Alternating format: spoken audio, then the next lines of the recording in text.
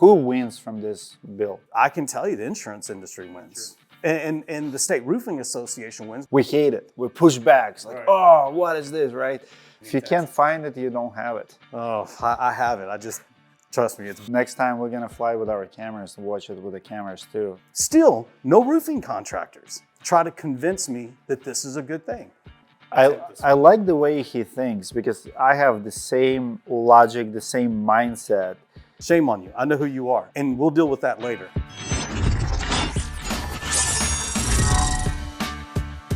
All right, guys, very special treat for you today. Chris Crutcher, all the way from Texas. This guy is fighting some big fights today. Thank you so much for being Yeah, here. dude, hey, thanks for having me up. I love this weather, just for the record. This is good. We have Yeah. like, what, 60 today? 60. Rainy, 60, chilly. Yeah. You like my office? You like my Oh, setup? I love it, dude. I'm just like, I need to get some of these tools at my office, man. You're organized. I love it about I can't find nothing in my life right now. Life is chaotic in roofing in If you Texas. can't find it, you don't have it. Oh, I have it. Trust me, it's boxed up here, there. I'm all over the place. And I went from being a simple guy in roofing to where I'm a very complex moving part with the Texas roof movement, man. So Texas, tell me about that movement. Texas roofers movement. You're 52, you're trying to retire, and you're being sucked into the industry right now. Right. What are you trying to fight right now? Well, I got a phone call one day, 36 hours before this House Bill 3344 was going to go down to the state capitol, and they were going to bring together what I found, which was quite interesting, a license. And I used to be a past president of a state roofing association. And when I was a president there, everyone had an objective and goal of what we would do to build the industry up and to make it continue to grow. You had a phone call, 1, 2, 3, 88 phone calls that I got that said, have you read this bill, House Bill 3344? I'm like, I didn't even know anything about 3344. And I got it, took a look at it, and I'm like, what the hell is this? A 10-year barrier of entry? Why are we trying to discriminate against small businesses? I started reading it that it said, we won't even license new construction in the state of Texas, but yet they want to license re-roofing. And I'm like, okay, this doesn't look right. As a past president of a roofing association, I wouldn't have imagined that we as an association at that point would ever support anything that tyrannical and so discriminatory. So I kind of looked and read a little more into this, and I started going, this isn't a roofing license. This isn't a monopoly that they're trying to bring down here to the state capitol to find a way to turn over our businesses and to take us out and to take out the competition. So after listening to guys and kind of, hearing different guys that were calling me up, wondering, are we going to be able to stay in business if this bill hits? The one thing I decided to do, I said, I'm just going to drive down to the state capitol and I'm going to run into a bunch of roofing contractors, and I'm going to let the guys that are still at the roofing association try to convince me that this is a good thing. So got up 3 o'clock in the morning, hopped in my good old Texas pickup truck, drove all the way down to the state capitol, got out, showed up at 8 o'clock in the morning, walked around, didn't know a soul that was there, kept kind of like figuring out, well, where's all the roofers? I mean, we got a roofing bill down here. Where's the roofing contractors? Next thing you know, the committee's supposed to, start talking at 10:30 in the morning. Guess what? It gets postponed till 7 o'clock at night. Still, no roofing contractors. Don't see any roofing contractor down here except an executive director of a roofing association and I guess the new incoming president of a roofing association. And so I see them. I'm waiting to just kind of, where's the contractors going to show up at? And then I saw a lobbyist for the insurance industry, and all three of them were gathered together. On the other side, I see the Texas independent roofing contractors that for over 20 years have been down there trying to fight a license. I don't have a relationship with them, but I did have a relationship with the State Roofing Association. Remind you, what transpired here was kind of like, I guess, an epiphany where you're supposed to be in life. I got approached by a person at the State Roofing Association asking me, are you going to support this bill, this licensing? And I'm like, well, I said, I'll be honest with you. I don't think I am going to support this bill. I'm like, where's the roofers? Well, I'm here. Well, okay, you're here. Well, what is this bill? This is not a license. She goes, well, you don't support licensing in Texas? You wouldn't want to protect the 80-year-old lady in Texas? And I'm like, I'd love to protect the 80-year-old lady, but someone please show me in this bill where we're going to protect an 80-year-old lady in this bill. Can you give me some details? What in the bill you did not like? Oh, I did not like the 10-year barrier of entry. I thought, as 10-year barrier? 10 years. Okay, so you can imagine if you come over here from Russia, your family, let's say you're in a war right now, and your family ends up in the United States. Do you know that they would have to go work for a company for 10 years before you could even own your company? What is it for plumbing and HVAC? I think it's less than that. It's like 7 or 5 or maybe 2. 3 or 4. I don't know. That's not my industry. 10 years. 10 years. But in Texas, we have such a huge Hispanic population. And we as contractors use that labor, the Hispanic labor force, to build our businesses. You know what that said to me? You didn't want Hispanics to go out here to own businesses in the state of Texas. I felt that it was very discriminatory. Whoever at the State Roofing Association put this bill together that thought it was a great idea to bring a 10-year barrier of entry to own a roofing company and that you would have to have a license, I was blown away by that one. That one was really... I don't think we have that kind of entry barrier anywhere in the United States. Florida, Minnesota, we all have licenses, but none of them has that. Where is that coming from? I have no idea. You know what? In my mind, I tried to analyze it. I'm like, okay, this wasn't a roofing bill. Roofers don't think that it's a great idea to keep So what Hispanics. Else? This is one. Okay, that's 10 one. years. So the other thing is I looked at the ambiguity as far as like what would be required from like a insurance standpoint. In the requirements, it was undetermined. It wouldn't say how much insurance you would have to take. They also had a surety bond where you would have to have a surety bond. And that was undefined.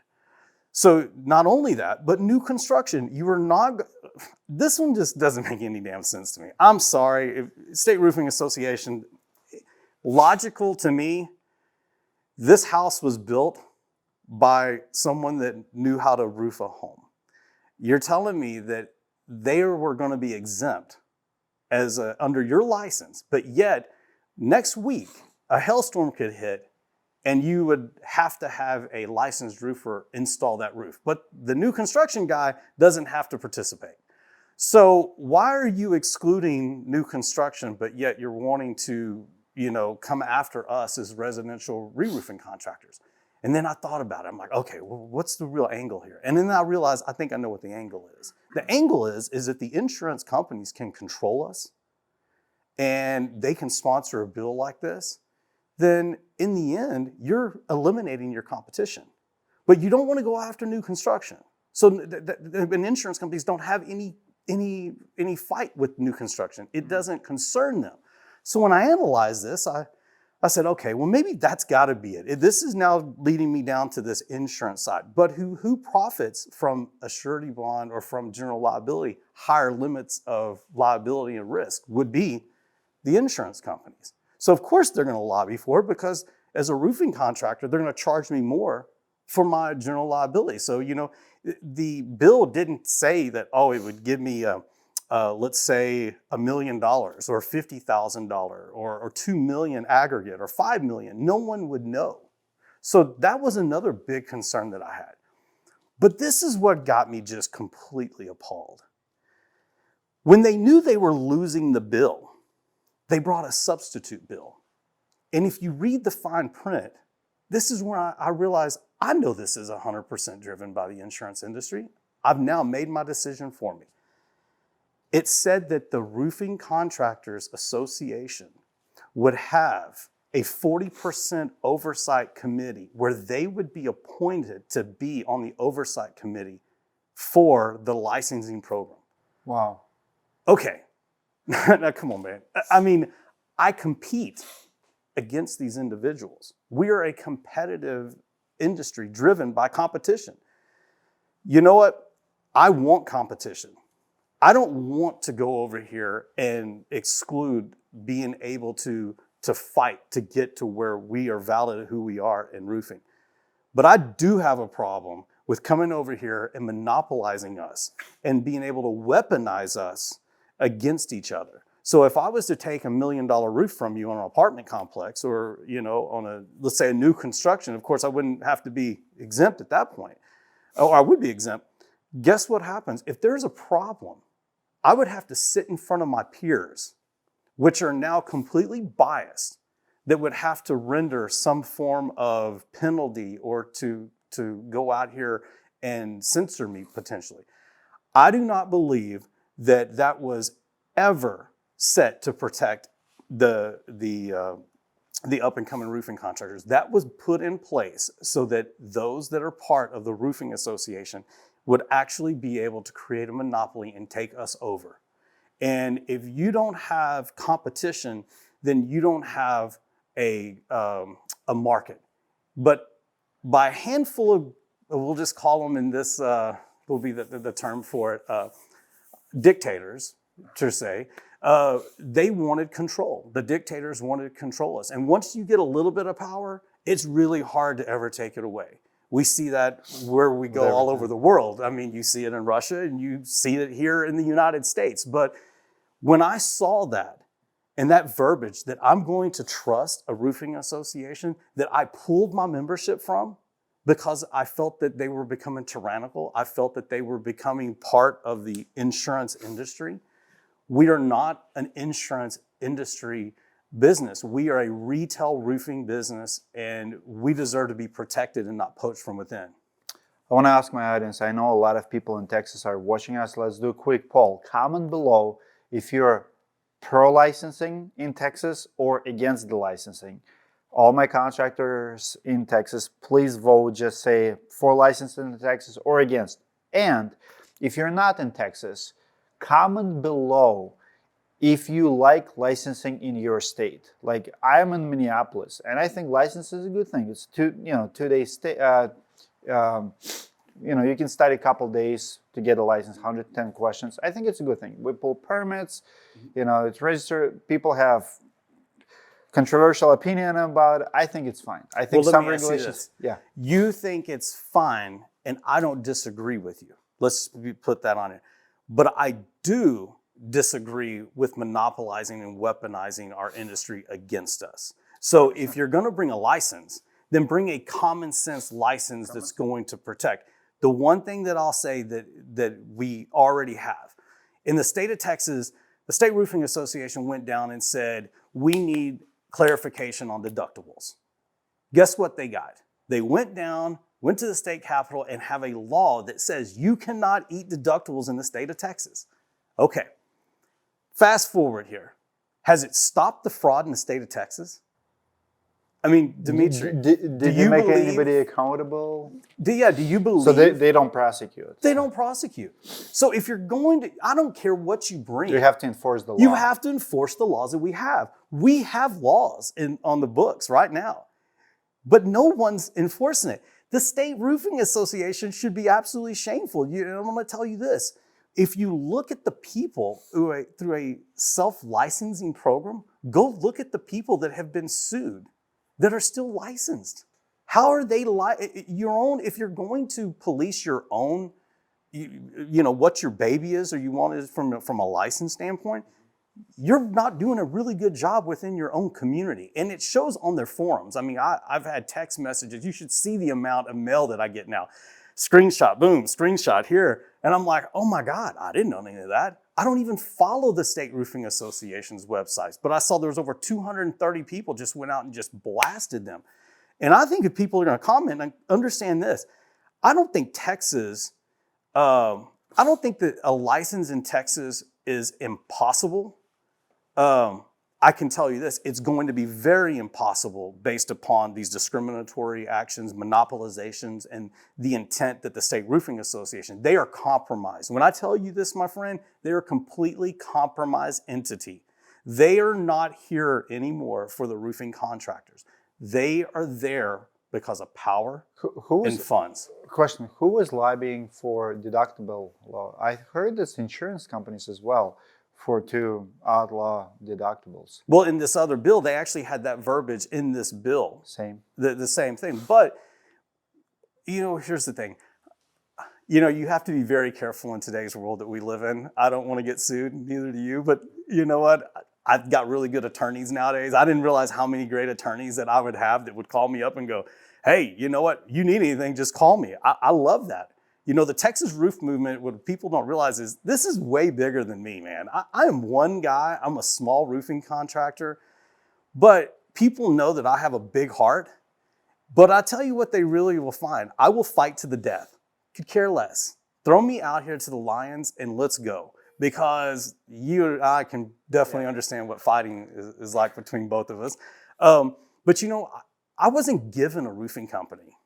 And you know what? The people that are a part of my movement that have gotten behind us, and I guess I say it's mine. It's really not mine anymore. It was mine in the beginning because I was one guy. This movement is now about all of the other lions that are out here that are trying to keep from being poached. And at this point, we understand one thing. We're going to protect the roofing industry in Texas at all costs. And no matter how they come at us, and no matter what they say about us, it's bigger than me. This is about protecting small businesses and not being able to be sold out. Just thinking out loud here, we spoke a second ago about enforcing the law, right? So we have deductible law, and everybody still does it. I'm just trying to come up with a reasonable thought here, because think about OSHA. So OSHA violations, right? Right. So nobody likes to tie, right? So and OSHA goes in and enforces the law, start giving fines. We hate it. We push back. It's like, Right. oh, what is this, right?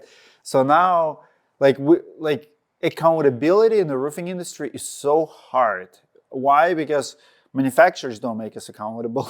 Right. Local codes don't make us accountable. Like roofing is one of the easiest and most forgiven trades out there. People don't see what you put up. Like if you install floors, like the gaps, the squeaky, right? Like the stuff that you see.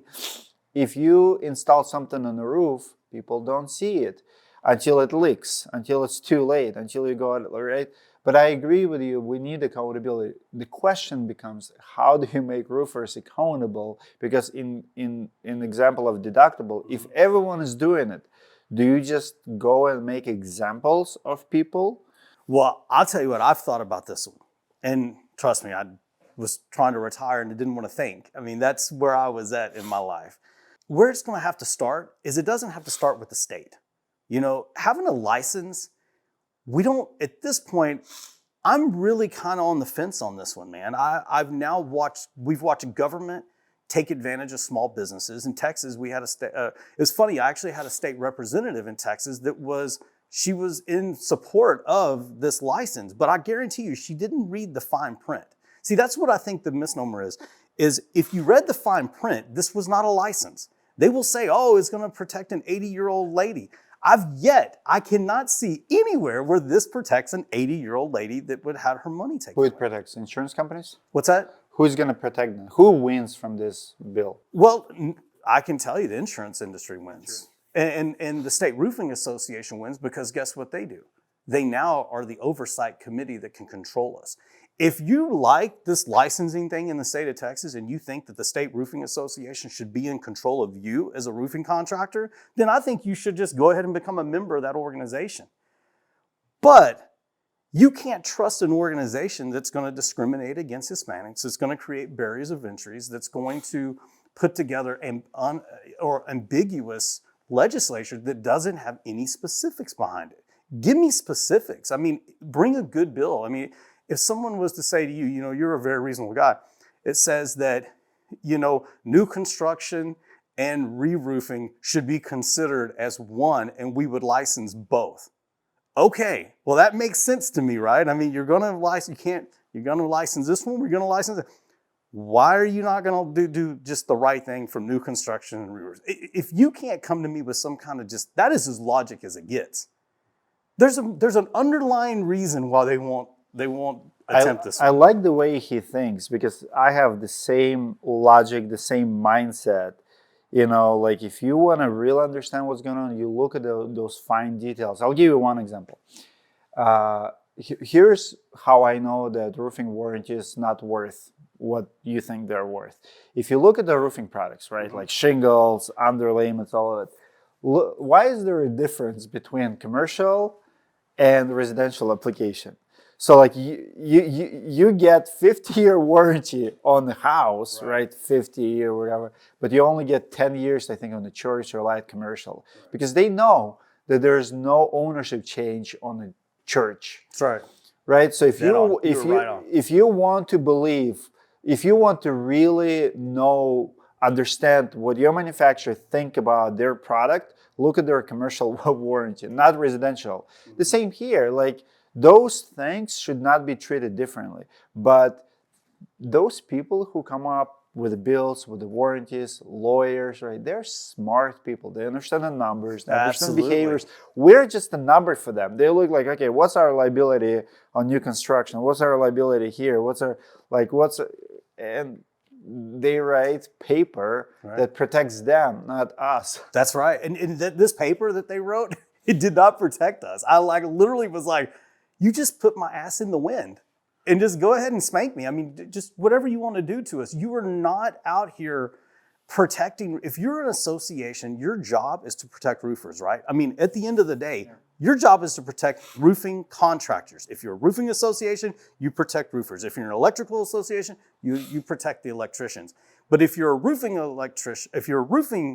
association and you are now becoming an insurance association, because so many people are doing appraisals and umpire works, and now you're kind of being bought. And I just watch them just get picked away. And I'm not a bought guy. We see it. We see it in the roofing industry. I mean, Patrick Carr was banned from one of the shows. Actually, was banned from Florida show that's about to take it in Orlando, sheet metal. And I think it's because of my fight with Lee Haight. They banned me. So we were trying to buy a booth, and I mean, I did not fight. The guy came to confront me, whatever, like when he flinched. And I think because of that's the only thing I can think of. What did I do? But Patrick Carr got banned because he was talking about insurance companies' influence on that little expo show, right? So if you think about all of the hands, they're like octopus, like just getting and grabbing a little bit here, a little bit here. A lot of people are talking about private equity. Oh yeah. You know, how they're buying companies because it's easier to control if you have, 300 companies under one umbrella. Well, at my age, that sounds really good. I'm not gonna lie to you. I mean, private equity sounds great. Just go out here and just fish off my boat dock, let everybody, work a little while and just, do my thing. But I'll tell you something, man. Right now in the state of Texas, roofing, we're not for sale. We're done. We are done. I mean, I don't know if you saw on my webpage, I literally dropped the curtain that says not for sale. We are not for sale. State of Texas, let y'all know, not for sale. Sorry, but you know what? This has become now, it has become the most driven thing that I've ever taken on in my life. I know that when I got the phone call, I had a guy call me up. 24 years old, panicked, in disarray. Man, I want to thank you for what you did. You stood up for me. I've contacted the roofing association. I've contacted roofing guys. They won't even let me in. I don't qualify because I haven't had my business, but yet I've studied. I've went to manufacturer classes. I've done everything that I can do. I pay my bills on time. You're the only person that stood up against them that wouldn't even help me. So you know what? I could care less what people think of me at a roofing association because I know this, I'm surrounded by lions and they're surrounded by snakes. And that is where I'm at right now. And if I helped one guy in roofing that was 24 years old and I look up 3 years, 5 years from now and see that he's doing $2 million, $4 million, $10 million, you know what? I know that this was well worth it for what I did. But under the current state of what they tried to pull and how they sneaked it in, man, it was the sneakiest thing I've ever seen. You're just Don't let nobody know what we're doing over here. And you touted it as we're protecting 80-year-old ladies, but what you didn't tell everybody was, oh, we're going to be in charge of the oversight committee. We're going to, make sure that you have to pay all of this additional money on insurance. Oh, and by the way, we're going to make sure that new construction is not going to be part of it. It was really atrocious. And I know that I've been in that board before. I understand the higher ups. This is not a roofing association anymore.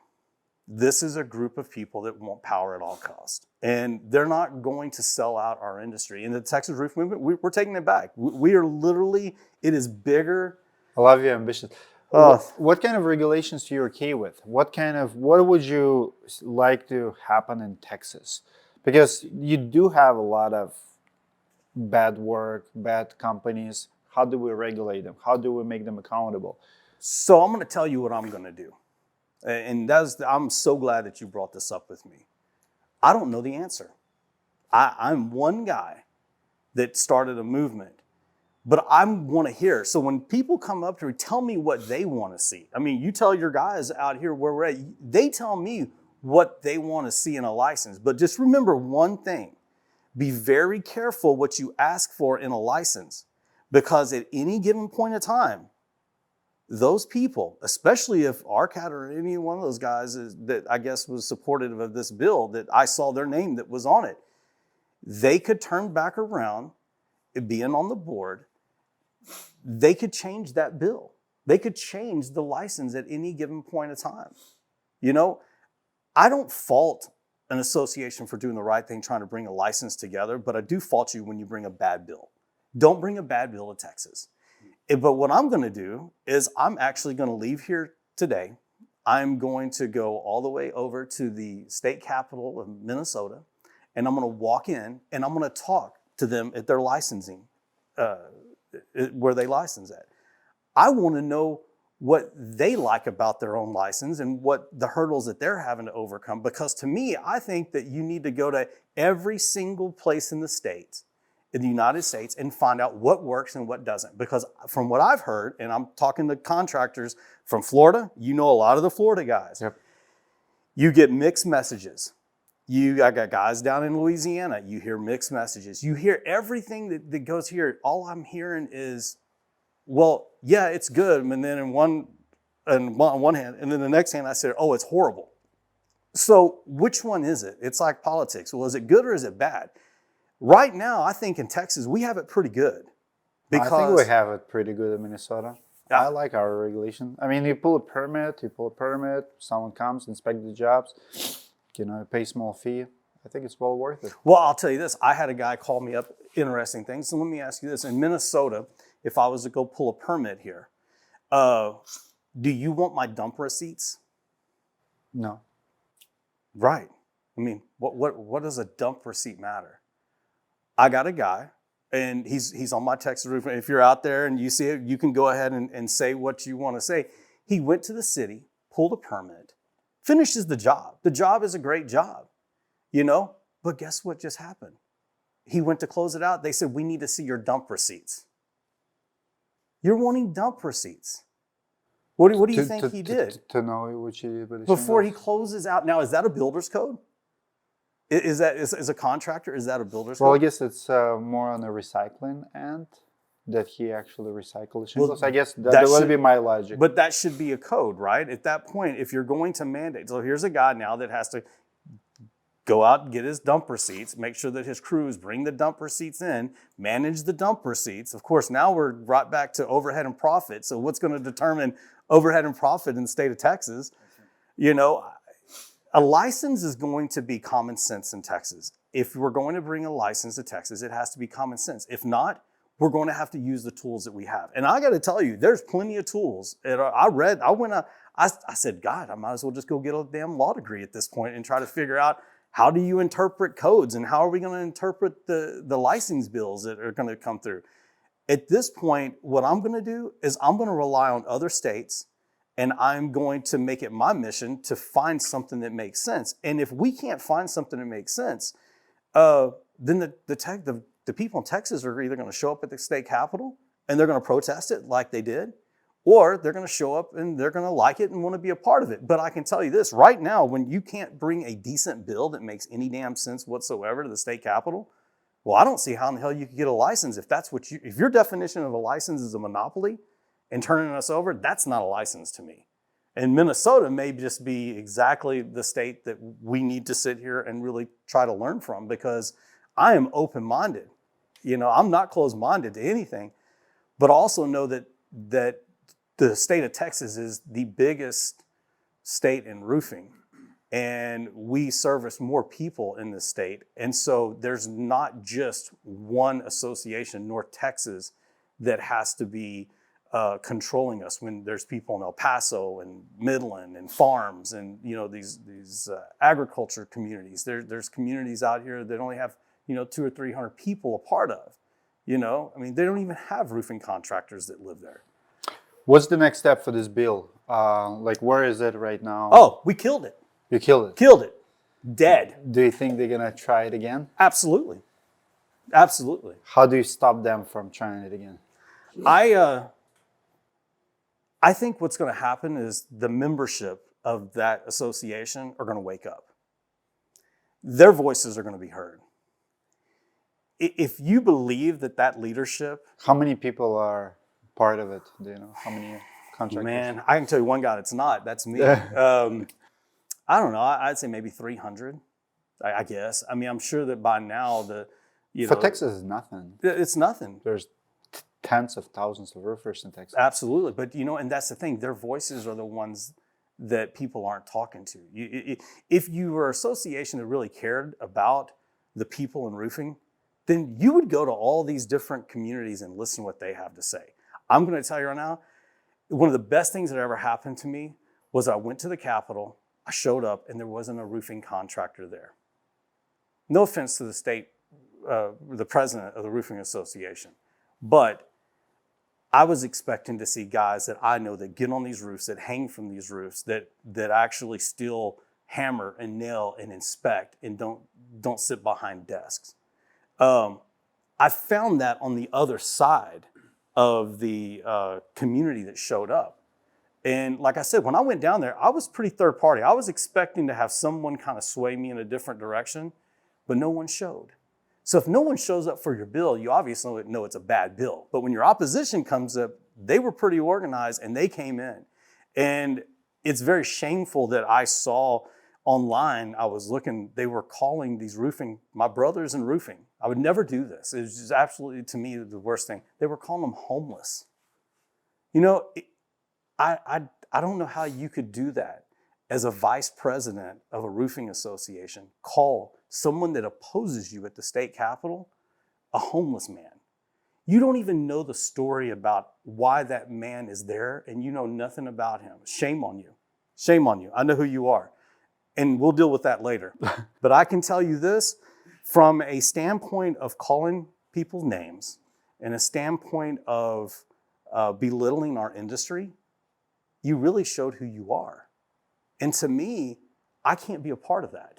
So if I have to be with homeless roofing contractors that work every single day, that wake up and make an honest day's living and work hard to protect, people in the state of Texas, when obviously I've made my right choice. And I want that homeless man. I want these guys that are hardworking, blue-collar individuals to get behind us, because that's what this movement is about. It's not about white-collar guys that have sold us out to the insurance carriers. It is about blue-collar guys that are working hard, that deserve to be respected. And I will tell you this, I will stick with those guys as long as I can. And, I didn't plan on doing this. I just want to know I really enjoyed my life of living on the lake and trying to take it to the next level.